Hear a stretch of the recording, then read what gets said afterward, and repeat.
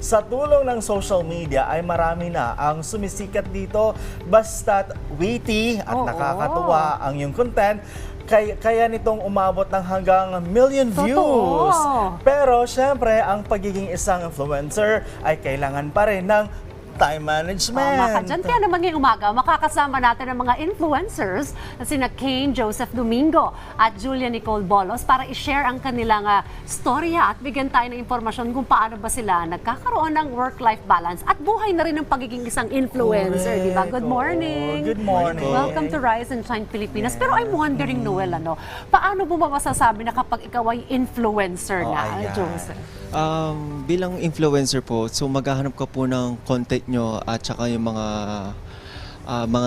tawag dito, yung mga target nyo pong tao. For example, Audience. Target yes, audience, audience. yes. For example, ako po kasi bilang cookery or baker po. So you're a chef? Yes po. Oh, So, okay. I assume mga pagkain lahat. Pagkain po. So, kumbaga magiging target nyo po is mga mahilig magluto or mga Correct. aspiring na gusto po magluto or kundi mga mommies, daddies at sa mga teens din po. Yun po. Okay, Ayan. interesting. Kaya Oo. nga. Pero si Julia, ano bang yung niche? Ano yung parang more on expertise? love guru, parang more on advices on love. O, Noel, magpakonsulta ka Oo na. nga.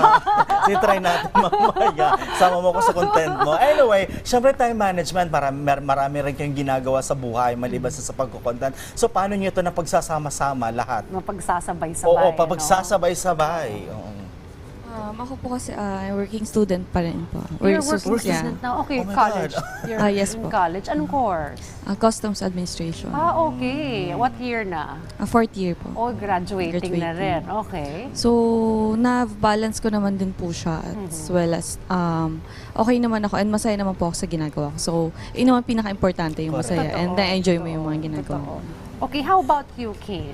Sa akin naman po, gigising po, kailangan ko po gumising na maga dahil nga po medyo traffic po sa Las Piñas hanggang papuntang BGC po. So, kumbaga gumigising po ako mga around 6 o'clock and then I'm gonna make it sure na dapat darating po ako sa office po ng mga around 8.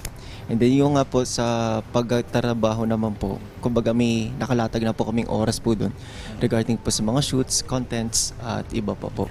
So, Ayan, kumbaga full-time influencer ka. Opo, Yan full-time. na talaga ang trabaho mo. No? So, everyday, what's your everyday life? Ano yung, kumbaga, magpa-planning muna ba kayo? Tapos, Paggawa yung ng shoot? script, Oo, kasi maraming oo. gustong pasukin din tong industry na to eh. Noon po yung hindi pa po ako nag-work sa BGC po, sarili ko pong content lang po nag-iisip. Sobrang mahirap po mag-isip kasi rin po ng content, lalo na po kung pabago-bago rin po yung niche po eh. Depende po sa target na audience nyo.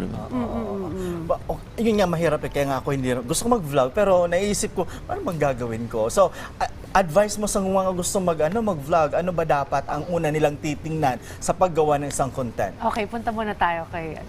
Yun nga po, pinaka-importante is yung target audience talaga.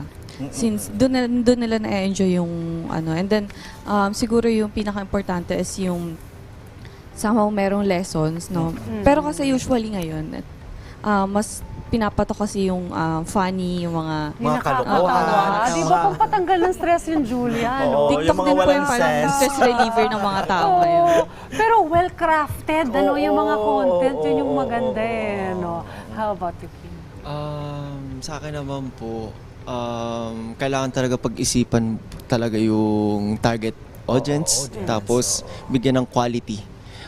Kasi pag hindi maganda yung quality ng video mo, mabilis maswipe eh. So kailangan talaga paghandaan pag medyo may budget, pag mag-upgrade ba kumbaga ng device. Oo, mga POV yung Yes. mga content. Actually, mo, eh, yes, no? more on POV and more on comedy po. Oo. So speaking of quality, so dapat ba magagandang camera, hindi lang basta Ganun ba cellphone? dapat? Kasi pwede na yung cellphones, di ba? Yes po, pero yung kumbaga magagamit po kayo ng camera, instead of yung front, yung pinaka-back talagang gamitin para mas high quality siya. Okay, you have this upcoming online series, My Resignation Law. Yes Tell us po, about yes po. that. Kayong dalawa yon. Yes po. Okay. Yes po. Can you tell us about that? Tungkol saan ba ito at kailan ito ipapalabas, saan mapapanood? Regarding po dun sa genre kasi po nito is romantic comedy drama po siya po. And it's all about sa isang si character si Dexter, he is a hardworking and also a breadwinner po. So, kumbaga, ayun po, nababurnout na po siya doon sa trabaho niya po. Okay. Ano naman ang role mo dito, Julia? Yung personality ni Alice po sa is ignorant rich kid. She wants to pursue her own dreams, parang pero meron silang business sa family, and her family wants her to pursue yung business nila. Parang gusto ng family niya is ituloy yung business nila. And kinuha niyang course that time is advertising, but still napunta pa rin po siya sa creative and arts na careers. Interesting. Oo interesting. nga, from vlogging, magkaiba kasi yun, vlogging to acting. Di ba? Pero somehow, Oo. similar, Oh, correct. Pero gusto naming marinig daw yung sample intro ninyo. Ayan, Kapag oo, kakuwari sa mga content ninyo. May ganun ba kayo, yung standard intro or what? Can we have a sample? Ayan, si Ken. O si yung mga Julia na intro lang mo. muna. Ayan. May yun sa first intro ko sa TikTok. Hi guys, I'm Julia. So, most of the time this past few days, ang content ko po is interview. So, Interview. yeah, interview is people in the BGC. Si Kane ba, may standard intro ka ba or depende sa Depende po sa content po, topic more or on content, ano? POV po. Okay, siguro before we let you go, mga social media accounts na lang so that we can follow you. Sige po, yung account ko po sa TikTok po is Mr. War Daddy. And you can also subscribe on my YouTube. His name is Kane Joseph Domingo. And also you can follow on my Facebook is Kane Joseph Domingo. You can follow my TikTok account. Just search Julia Nicole Bolos. And on my Instagram, it's Julia BLS. And on Facebook, Julia Nicole Bolos. Ayan, thank you very much, Julia and Kane. At sa maikling kwentuhan natin yung umaga dito sa RSP. Maraming salamat sa inyo. We'll look forward sa mga more content nyo pa, no? Especially sa TikTok. Thank you, Kane and Julia.